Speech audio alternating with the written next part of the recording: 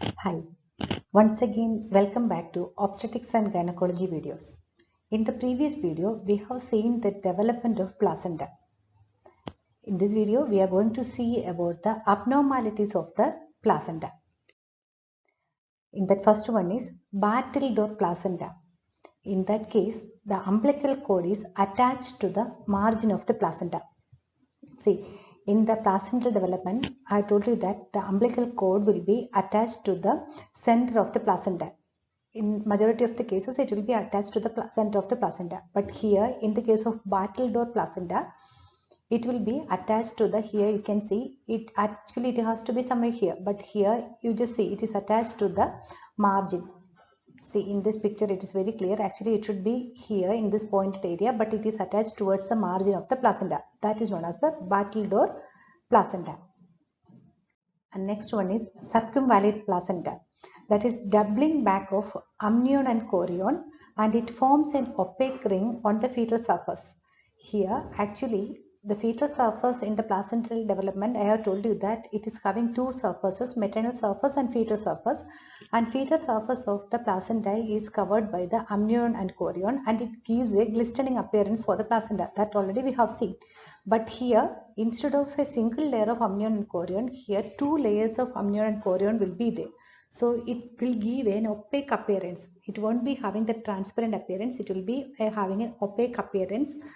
That is known as the circumvallate placenta. And next is placenta marginata. In this, a fibrous ring is present at the margin of the chorionic plate where the fetal vessels appear to terminate. A fibrous ring will be there in the margin of the chorionic plate, and its clinical significance include there is a chance for abortion, there is a chance for hydrorrhea gravidarum, that is excessive watery vaginal discharges is known as hydrorrhea gravidarum.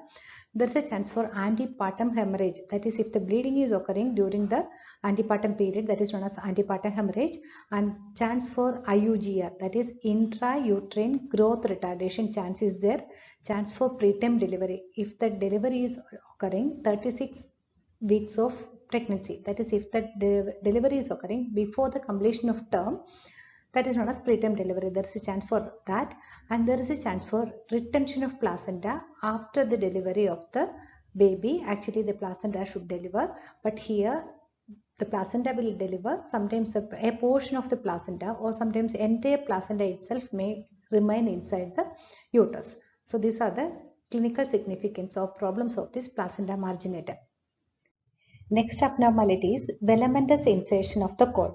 The umbilical cord will be attached to the membranes of the placenta, that is to the amnion and chorion, and at some distance from the edge of the placenta. Actually the umbilical cord is supposed to be here over the placenta, and it should be at the center of the placenta. But here you just see this is the umbilical cord, and this cord is attached to the fetal membranes. These are the fetal membranes. So the blood vessels are running through the amnion and chorion, and these fragile vessels are supplying to the placenta. The cord is not reaching up to the level of the placenta. It is reaching only up to the level of the membranes.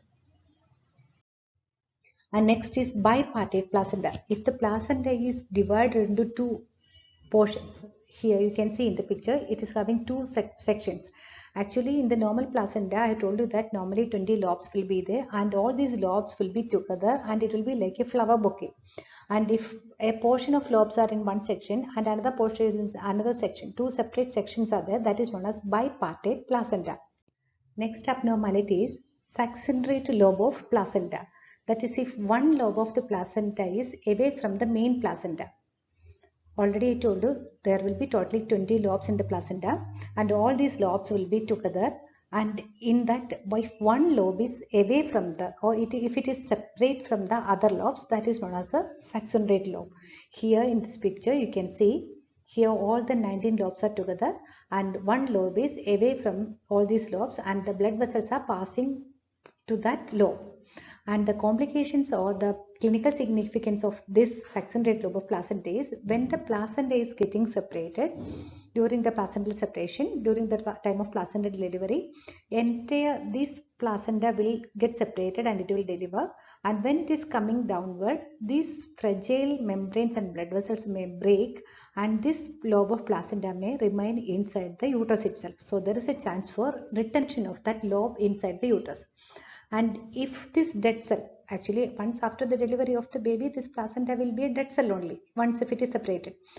And if this dead cell is remaining inside the uterus, surely we know that if dead cells are remaining inside, there is a chance for infection. So that leads to the infection.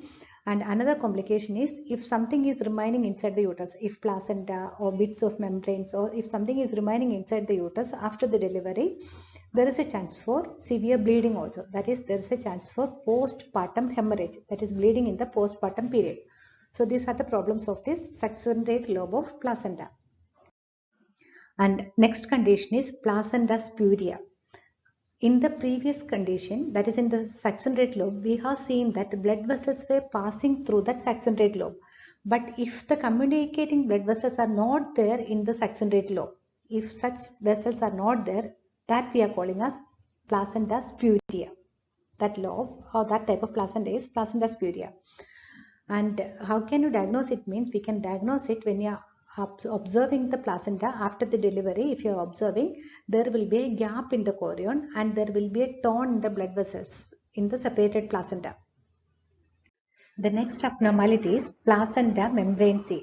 In this case, the placenta is excessively large and thin when compared with the normal placenta.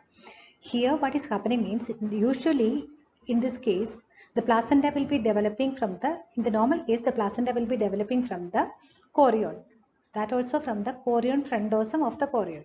But here, along with the chorion frondosum, the placenta will develop from the chorion levae of the placenta, chorion also. So that is, it is developing from the chorion frondosum and from the chorion levae. So naturally, when it is getting developed from the large area, the size of the placenta also will be more, and it will be covering, this placenta will be covering majority of the developing fetus also. In case if you are not able to follow the placental development, you please see the previous video of fertilization. In that placental development, I have explained.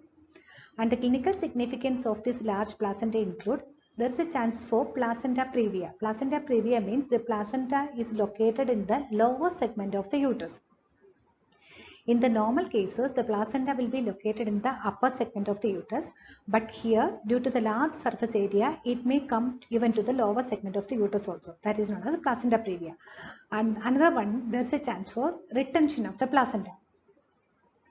Usually after the delivery, naturally the placental separation will occur and it will come out of the uterus. But here, when the surface area is large, there is a chance for retention of, or there is a chance for difficulty in separation of the placenta, and the placenta may remain inside the uterus. So chance for retention is there. And already I told you that if some placental bits or membranes, or if something is remaining inside the uterus after the delivery, there is a chance for postpartum hemorrhage. So these are the clinical significance of placental membranaceae.